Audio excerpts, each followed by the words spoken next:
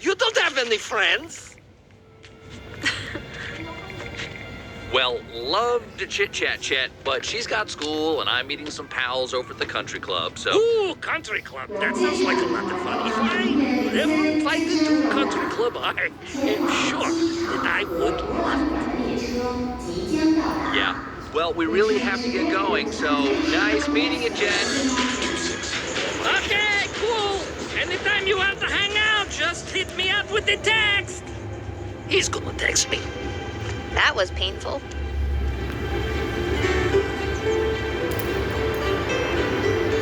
You'll think by lunchtime you will have forgotten all about your old lousy friends.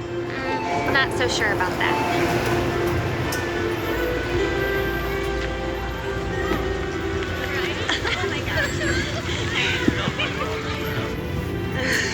Hey, honey, you got this. You're smart.